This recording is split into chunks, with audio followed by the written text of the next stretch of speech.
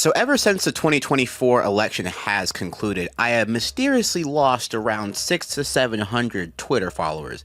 And no, I'm not calling it X because that's stupid. Also, since the election, I have gained around 10,000 followers on Blue Sky, and I am so thankful for that. 2 years ago, when I had just around 10,000 subscribers, I made this video about how Elon Musk was tanking sports Twitter. Now, of course, a certain subsect of people found that video and commented on it. Yeah, he killed a platform that was all fake users and bots? This was 2 years ago, by the way. Now, for the last year and a half, a lot of people have migrated to Blue Sky, and there seems to be another wave of people flooding to Blue Sky now.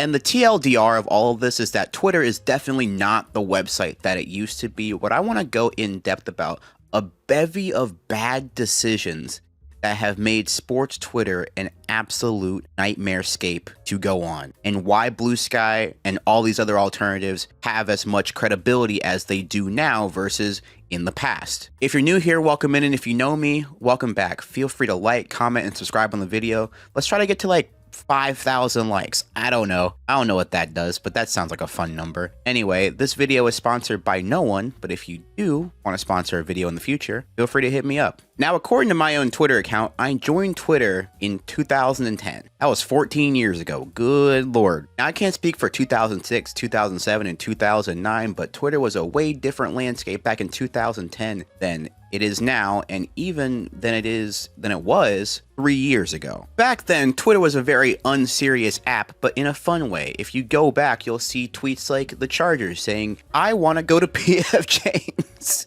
And PF Chang's is so good. This tweet's still up, by the way.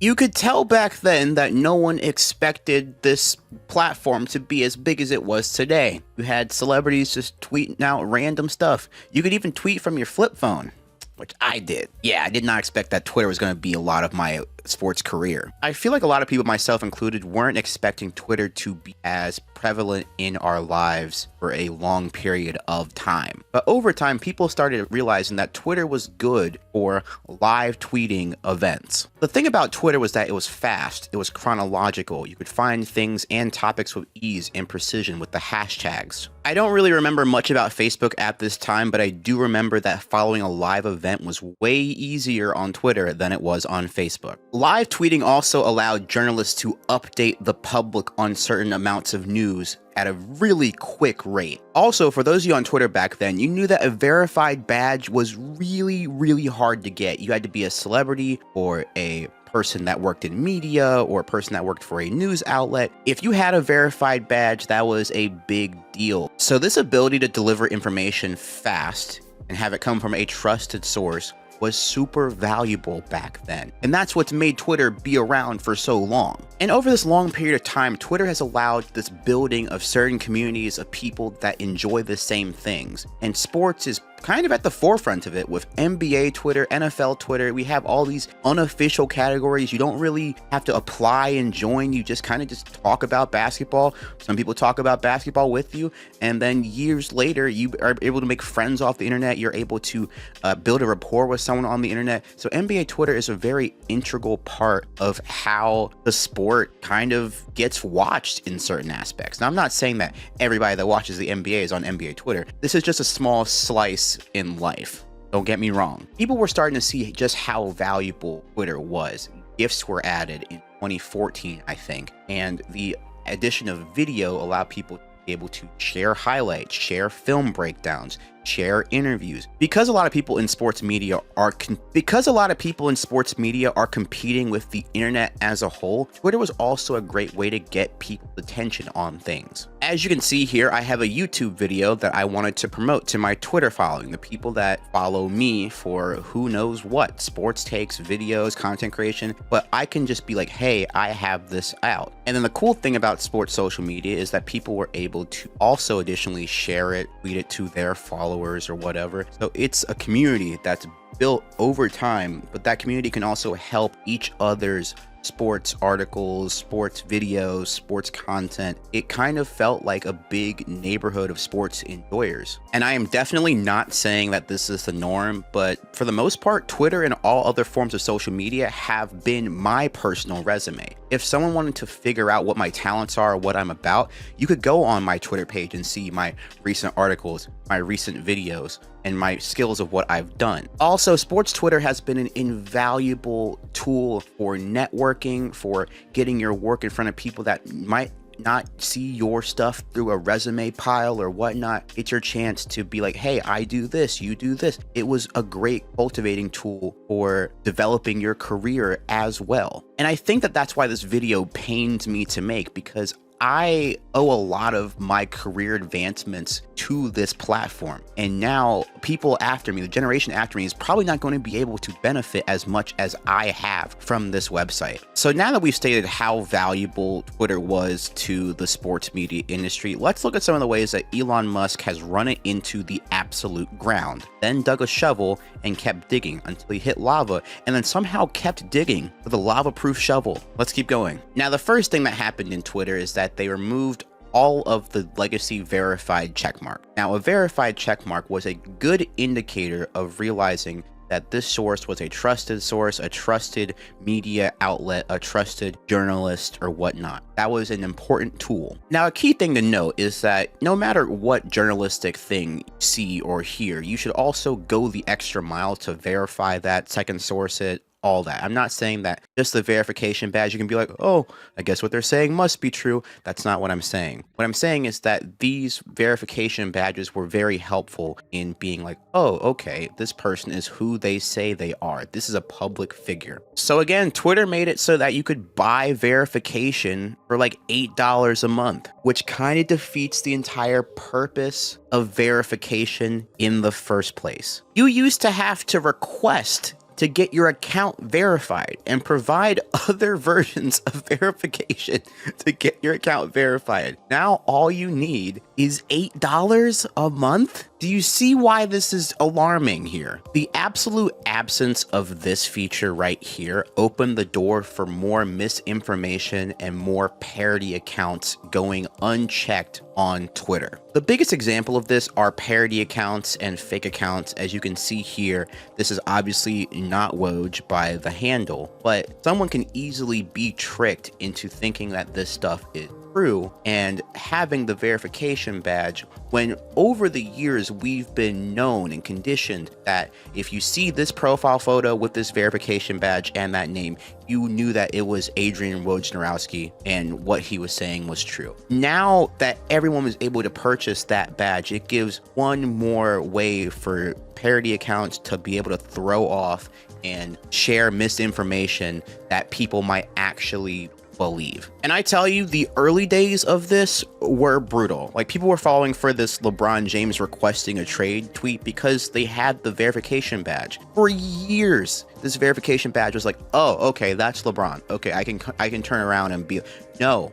We had to get used to something. We had to get used to stuff like this. Now, a lot of people have definitely been tricked and been like, fool me once, shame on you. I'm not getting fooled again, and have become more diligent with how they take tweets and are like, maybe this is true, maybe this is not, do some extra research. There's a contingent that isn't. Sometimes you might see some fake tweets. Sometimes you might see a fake quote and then just continue to go about your day. Then with that fake quote that you didn't do any follow-up research on, you might go say that to someone in person. And that is the power of the spread of misinformation, which makes it a lot harder to navigate this website if you're trying to actually trying to find some research.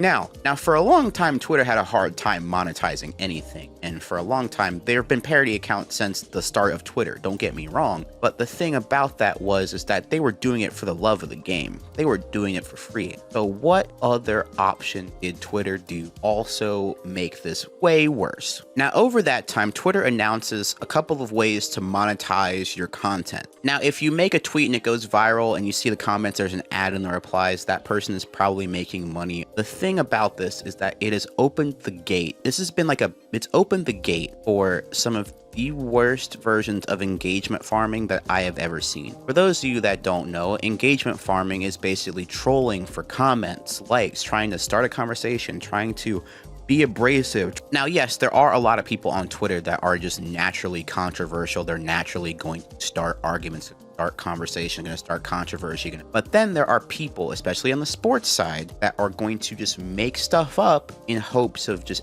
angering a fan base, angering fans of a player, a person, a team, or whatnot, and kind of be a little bit dense. And their goal is to try to get a reaction out of you so that you can quote tweet it and share that video to your audience. And then the cycle is that they make money off of the video that they probably didn't even make in the first place. It's probably stolen video from some other site. And the thing about Twitter is that they've been horrendously bad in terms of copyright, in terms of just paying people out that are taking videos that are not there. So they're making money off of videos that they didn't make. They just downloaded it from somewhere else. Now, growing up back then, there were certain things on Twitter that you weren't able to post because then that would either get that tweet deactivated or your account deactivated. For a long time, the NFL was not messing around. If you posted an NFL highlight, that would get taken down. There are certain leagues and certain sports leagues that still have that to this day. I think the Olympics is very strict on that. With Twitter, they don't really follow through on any of this stuff. So what these sites will do is they'll take a controversial figure or a topic and they'll make content around it in the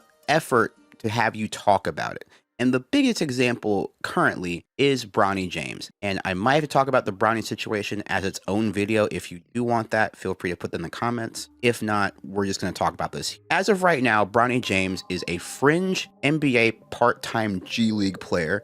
And every game that he plays in, his videos, no matter how well he plays or how poorly he plays, it will always be a topic of discussion. So here, NBA Central is Bronny James looking good in G League. Right? And they're showing his highlight reel. Remember that now. It'll be important right about now. Now, Baller's Life took the exact same highlights from Bronny and put his actual box score in. And for those of you that don't play basketball, 2 for 10 is horrendous from the field. Now, if you're keeping score, you have one Twitter account that's being like, Bronny looked really good, and the other Twitter account that is showing his real stats. Both intentional because they're both going to cause different types of reactions. Like for this tweet, people are going to obviously quote tweet, man, 2 for 10, bro. It's not good enough. You know, people are going to tweet that stuff. And people are also going to tweet that stuff about the other tweet that I showed. People are going to be like, why do we keep lying about here? Why do we keep leaving out context? Because it's all for people are trying to make money off of this stuff, which I think this is probably the worst idea in the history of sports social media. A main drawback of Twitter all these years is that it was so easy to steal content. You can post a meme and make money off of this tweet, but you didn't make the meme. But there's no way to track that the original meme maker knows about it, and so it leaves a real cold case trail every time someone takes content that no one's gonna look into. So basically, this is a lot of what Twitter is today. You see more videos like these popular videos of people trying to engagement farm, trying to make money as like in any way that they can. And this is so different than what Twitter used to be even 4 years ago. So I totally understand why a lot of people are leaving the platform. Now let's talk about the alternatives. Now, Threads is Meta's alternative to Twitter. Now, the good thing about Threads is that you were able to import your Instagram following onto Threads. So one of the hardest things about being a content creator is the fact that usually when you start a new platform, you start from absolute zero. And that is a really big hill that a lot of content creators, sometimes they just don't want to climb it. It's often like, oh, I gotta start from scratch again on another platform again. Now, I want to disclose that I'm in a Meta Sports Thread program, and I'm saying that to be upfront with you. The fact that I am using this platform, I'm also trying to do my best to give it as much feedback as possible, because this site is nowhere where it could be, and I need to disclose that right now. Now, Threads also has a thing right now where you can monetize your threads if they get over a certain, so that leaves the door open for a lot more engagement farming and whatnot, but it hasn't been as prevalent as it has been on Twitter so far. I think a key reminder of platforms like Threads and Blue Sky, which we will get to in a second, is that Twitter has had a decade and a half head start basically over that, basically. So I have a little bit more patience with all of these platforms no matter what, and each platform has their benefits and drawbacks for sure. Now, Blue Sky really reminds me a lot of when I first joined Twitter in terms of the fact that it was like stepping into an ocean without all the pollution. Now, I will say things move faster on here than Threads, and I think that Blue Sky has made a lot of progress in the last year. I think a big thing that stopped me from using Blue Sky early on, even though I got an account because I always get an account for whatever new social platform because you never know. What kind of stopped me from using that account is because didn't have video for a long time. They do now. It's still under a minute video, and maybe they'll extend the video length later down the road. As someone that was making TikToks, making short form content, it was really like, oh, okay, well, I should probably focus on my short form content on other platforms. And the thing is that as a content creator personally, it really is taxing trying to put all of your content and focus on all of these platforms, because you know that all of these platforms have their purpose. Snapchat, YouTube, Instagram, Facebook, all of these platforms have a purpose, serve a purpose. Pinterest, Tumblr. And for a lot of people, you can put multiple forms of content on multiple platforms. So I think that the main thing here is that I'm still going to be on Blue Sky, Threads, and Twitter. Now, the reason why I'm still going to be on Twitter isn't because I still like the platform or enjoy the platform or am having a big focus on that platform. I think a main reason why is because I still want to keep in touch with the network of sports people that I have made over 14 years of being on Twitter. I don't want to lose that community because I know that not everyone will go over to Blue Sky or not everyone will go over to Threads. So I will still have Twitter, but I am not going to be focusing on that as someone in sports media. And I think that a lot of people that work in sports media are with me now. I think for a certain amount of time, especially in the last 5 years, there have been Twitter competitors. For the longest time, the thing is that this thing is a Twitter competitor, but it doesn't do anything really better than Twitter. And Twitter's already been here for 15 plus years. And now the only thing that Twitter has over these current competitors, in my view, is that they've just been around for the longest time. They've gotten rid of every advantage at their disposal. And I think that more people are going to be on Blue Sky or Threads or any other alternative. I know that Blue Sky, again, you got to remind yourself, Blue Sky is like Twitter's had a decade and a half head start, but who knows? I think that one thing I also can't overlook is that a lot of big sports media heads have transitioned over to Blue Sky. I think the people that have moved over early adapters are people that have worked with me at Secret Base. They've been on Blue Sky for a long time, so follow Secret Base on Blue Sky. I think that Mina Kimes also has been doing a good job of, if there's a new colleague of hers on Blue Sky, she will elevate and be like, follow this guy, follow this guy. So a lot of people are having a little bit of help being able to rebuild their communities in a faster way than starting from absolute zero as well. Thank you guys for watching to the end of the video. Feel free to like, comment, and subscribe. I appreciate you guys. Let me know what I should talk about next. Have a good one, y'all. I love you. Bye.